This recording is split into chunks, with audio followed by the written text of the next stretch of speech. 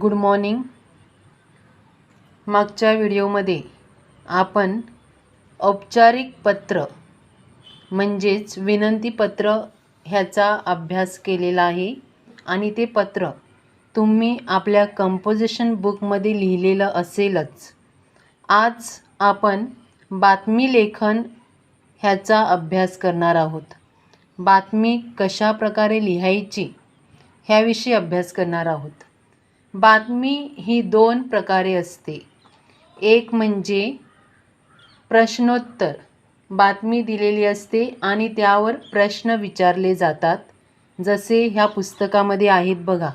सर्वांनी पुस्तक आपल्या समोर ठेवायचं आहे. पेज नंबर 17 काढा. पेज नंबर 17 आपल्या समोर ठेवा पुस्तक आणि ही बातमी बघा. तेथे बातमी दिलेली आहे आणि त्यावरती प्रश्न विचारलेले आहेत. ह्या प्रश्नांची उत्तरं त्या बातमीमध्ये आपल्याला शोधायची आहेत. तर ही बातमी मी देणार नाही आहे, ही फक्त तुम्हाला उदाहरण म्हणून सोडवून घेऊया. आणि दुसरी जी कंपोजिशन बुकमध्ये लिहायची आहे ती बातमी मी तुम्हाला PDF पाठवणार आहे. त्यातनं तुम्ही पाहून आपल्या कंपो बुकमध्ये लिहायची आहे. तर बातमी ही दोन प्रकारे असते. एक सांगितलं तशा प्रकारे प्रश्न विचारले जातात. त्या प्रश्नांची उत्तरं त्या बातमीमध्ये शोधायची असतात. आणि दुसरी बातमी म्हणजे विषय दिला जातो. विषय म्हणजेच तुमच्या शाळेमध्ये वृक्षारोपण कार्यक्रम कशा प्रकारे साजरा केला हे बातमीच्या रूपाने लिहा, किंवा शाळेचा स्नेहसंमेलन कार्यक्रम कशा प्रकारे झाला ह्याची बातमी तयार करा, किंवा तुमच्या शाळेमध्ये मराठी भाषा दिन कशा प्रकारे साजरा केला गेला ह्याविषयीची बातमी करा. असा एक प्रश्न विचारला जातो आणि त्यावर बातमी तयार करायची असते. जी बातमी आपण आता येथे ह्या पुस्तकात पाहतो तशाच प्रकारे करायची असते. परंतु ह्या बातमीवर प्रश्न विचारलेले असतात. ती फक्त बातमी करायची असते. तर बातमी कशा प्रकारे लिहायची ह्याविषयी समजून घ्या. बातमी हा आपल्या जीवनाचा अविभाज्य घटक आहे. अविभाज्य असा भाग आहे. आता आपण तंत्रज्ञान व प्रसारमाध्यमे यांच्यामुळे जगाच्या कुठल्याही देशामध्ये घडणाऱ्या घटना आपल्याला बातमीमुळे कळत असतात. त्यामुळे जग खूप जवळ आले आहे.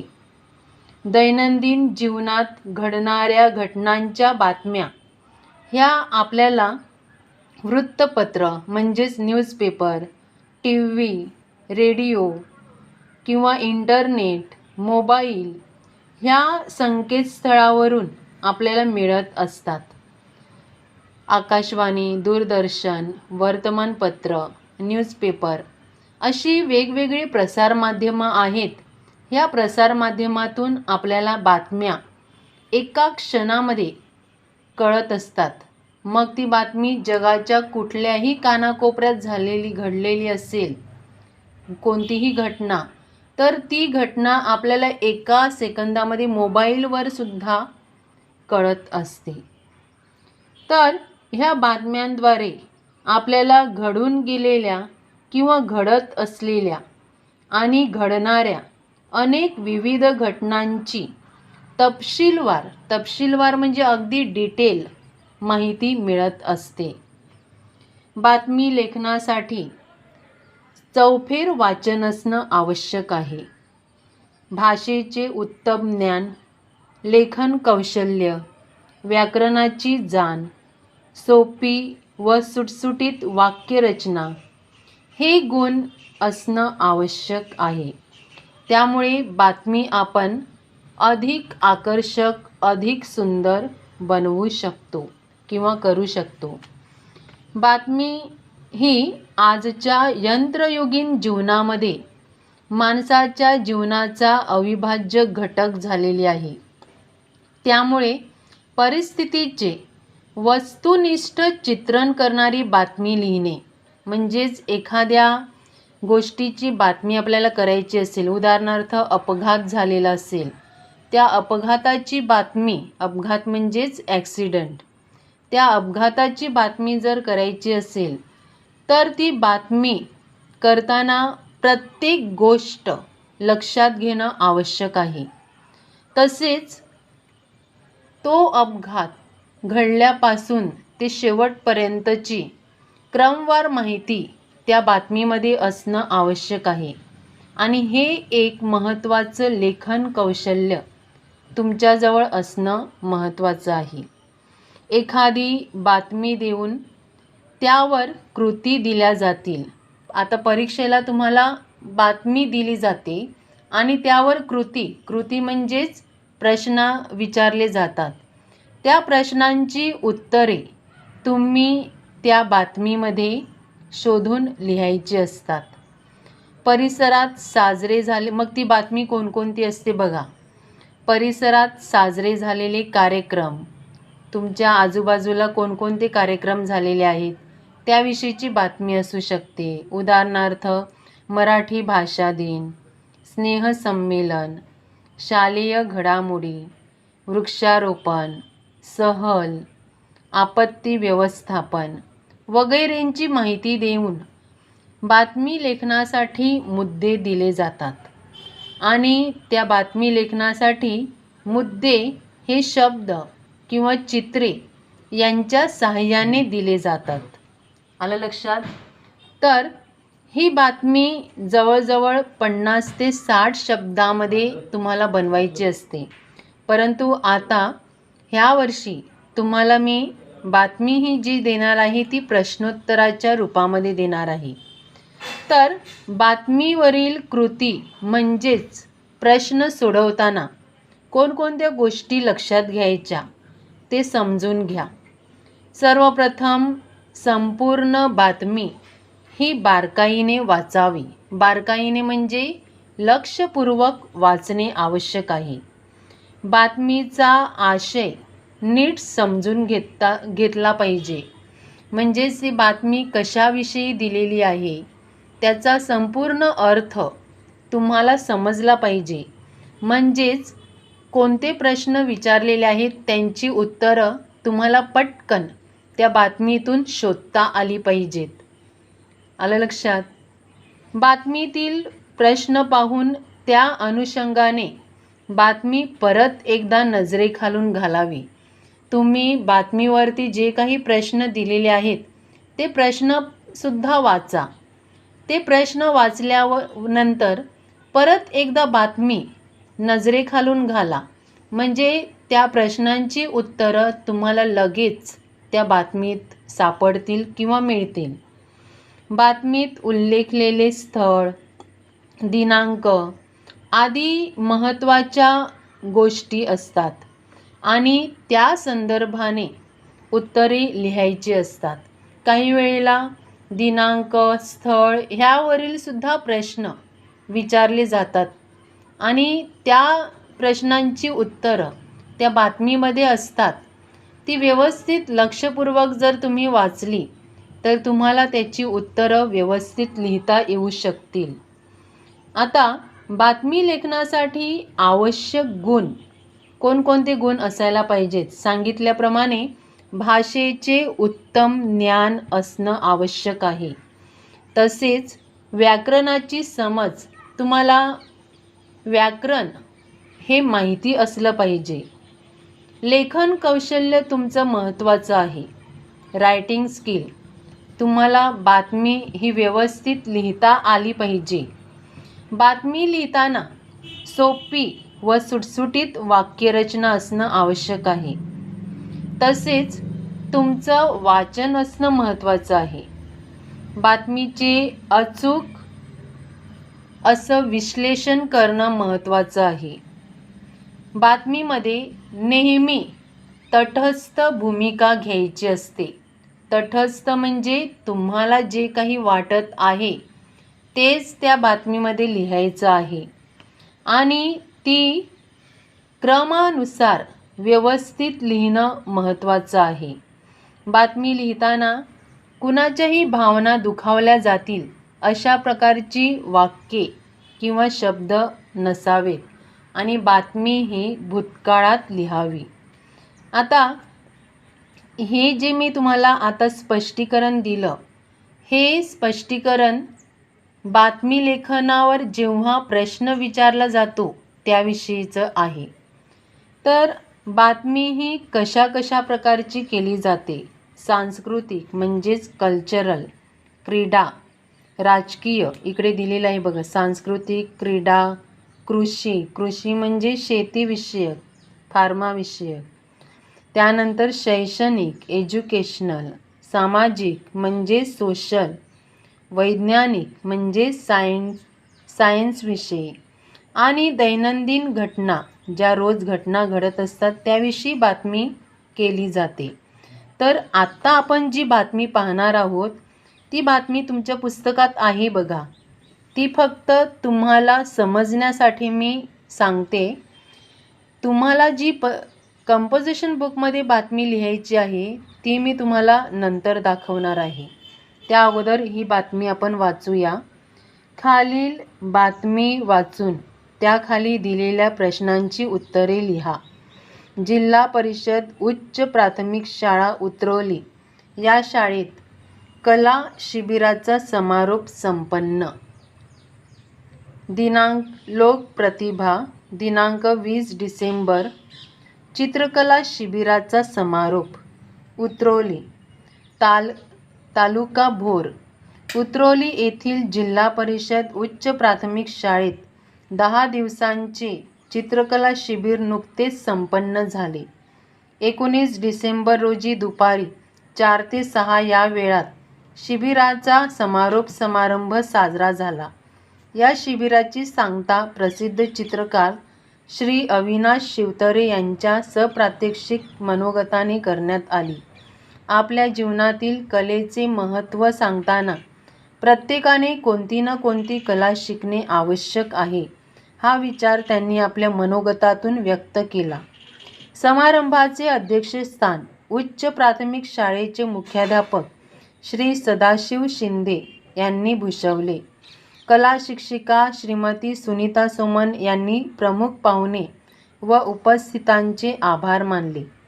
या निमित्ताने सर्व 25 शिबिरार्थीच्या चित्रांचे प्रदर्शन भरवण्यात आले होते. त्याला रसिकांचा उदंड प्रतिसाद मिळाला. आता ह्यावरती प्रश्न विचारले आहेत. कोण ते लिहा. समारंभाचे प्रमुख पाहुणे कोण आहेत बघा, इकडे उत्तर शोधा. प्रसिद्ध चित्रकार श्री अविनाश शिवतरे. सापडलं उत्तर तुम्हाला? अशा प्रकारे उत्तरं शोधायची असतात. समारंभाचे अध्यक्ष कोण आहेत? अध्यक्ष तर प्राथमिक शाळेचे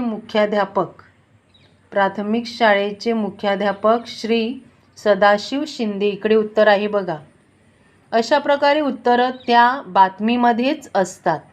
फक्त बातमी व्यवस्थित वाचायची असते आणि त्यानुसार प्रश्नांची उत्तरं शोधायची असतात. तिसरा प्रश्न आहे, चित्रकला प्रदर्शनास प्रतिसाद देणारे. कोणी प्रतिसाद दिला? रसिकांचा उदंड प्रतिसाद मिळाला. रसिक, मग लिहायचं आहे रसिक. पुढचा प्रश्न आहे, शिबिरार्थीची संख्या. किती शिबिरार्थी ह्या शिबिराला उपस्थित होते? तर 25 शिबिरार्थी ह्या शिबिराला उपस्थित होते. उत्तर ह्या इकडे आहे बघा. हे बघा उत्तर सापडलं. अशा प्रकारे उत्तरं शोधायची आहेत. त्यानंतर शिबिरार्थ्यांनी शिबिरात केलेली कला. कोणती कला केली? चित्रकला. शिबिराचे ठिकाण जिल्हा परिषद प्राथमिक शाळा उतरवली तालुका भोर. इकडेच आहे बघा. उतरवली येथील. उतरवली जिल्हा परिषद प्राथमिक शाळा उतरवली येथे. त्यानंतर पुढचा प्रश्न आहे, शिबिर सुरू झाले ती तारीख. कोणती तारीख आहे? तर 10 डिसेंबर 20 डिसेंबर आहे इथे. आणि वरील बातमीमध्ये ज्या ज्या गोष्टींविषयी माहिती दिलेली आहे ते घटक. कोणकोणत्या गोष्टीविषयी माहिती दिलेली आहे? चित्रकला शिबिर, शिबिराचे ठिकाण, शिबिराची वेळ आणि दिनांक, प्रमुख पाहुण्यांचे मनोगत आणि चित्रांचे प्रदर्शन. अशा प्रकारे ह्या प्रश्नांची उत्तरं बातमीमध्ये शोधून लिहायची असतात. समजलं? तर बातमी लेखन कशा प्रकारे करायचं? बातमी प्रश्नावर आली तर अशा प्रकारे उत्तरं शोधून लिहायची असतात. समजलं का? तर आता मी जे काही बातमी तुम्हाला देणार आहे ती बातमी तुम्ही आपल्या मराठीच्या नोटबुकमध्ये लिहायची आहे. आणि ही जी बातमी आहे ही मी तुम्हाला नेक्स्ट व्हिडिओमध्ये तुमच्या नोटबुकमध्ये लिहायला देणार आहे. आता तुमचा इंडेक्स काढा. सर्वांनी आपल्या कंपोजिशन बुक्समध्ये इंडेक्स काढायचा आहे. त्यामध्ये निबंध क्रमांक 5 दिनांक लिहायचे आजची 25/9/2021. निबंधाचे नाव बातमी लेखन. निबंधाचे नाव लिहायचे आहे बातमी लेखन.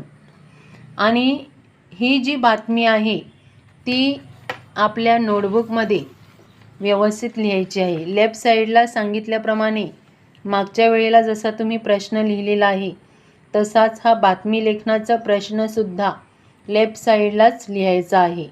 बातमी वाचून त्याखाली दिलेल्या प्रश्नांची उत्तरे लिहा. हा प्रश्न लेफ्ट साईडला लिहा.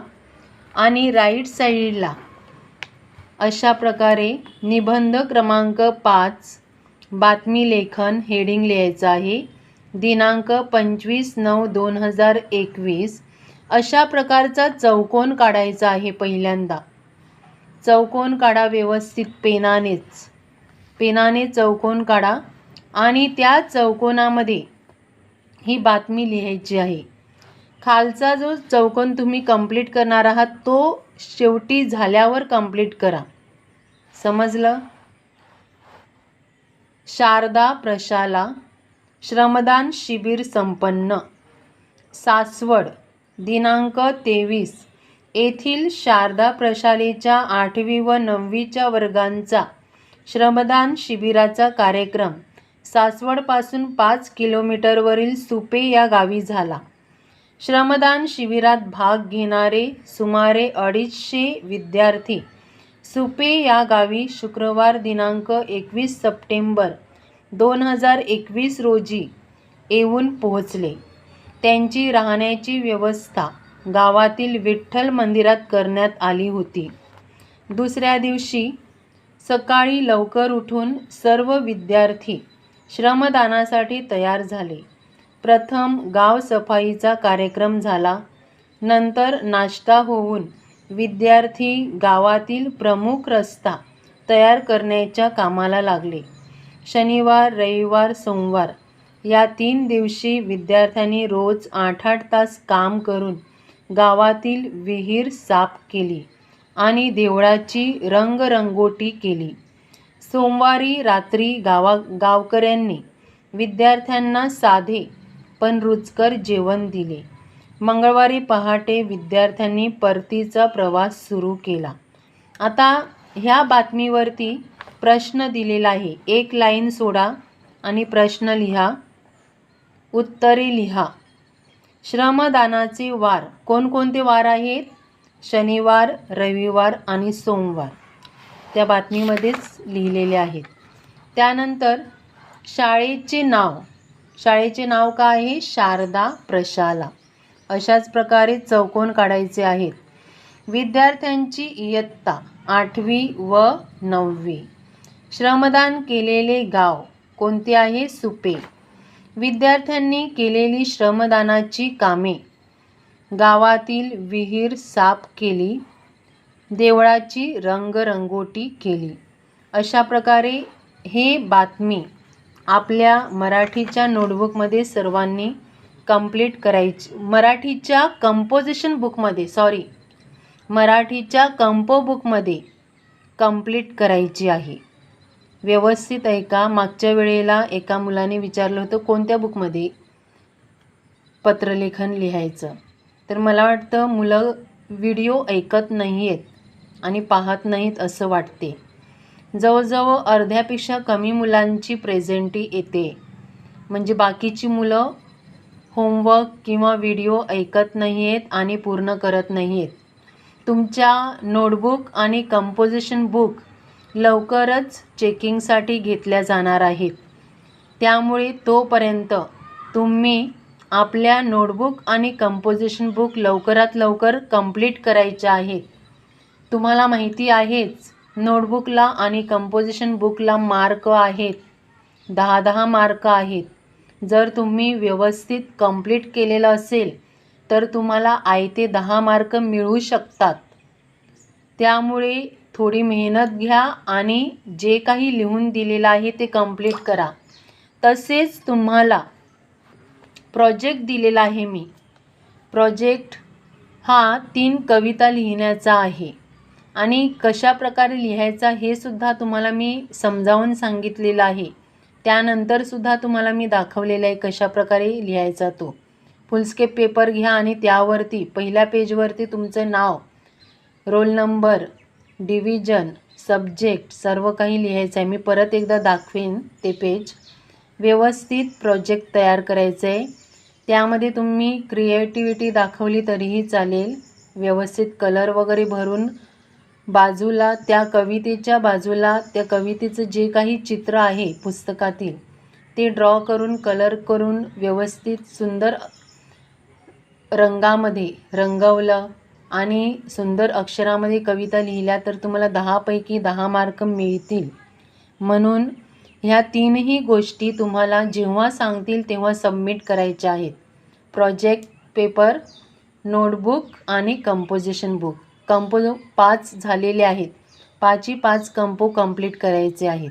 काहींनी 3 केलेले आहेत ऑलरेडी आणि चेकसुद्धा झालेले आहेत. आता मी 2 दिलेले आहेत, ते दोन्ही कंपो कंप्लीट करा. म्हणजे तुम्हाला 10 पैकी 10 मार्क मिळू शकतील. समजलं? आणि हा कंपोजिशन हे बातमी लेखन आपल्या कंपो बुकमध्ये कंप्लीट करायचं आहे. Thank you very much.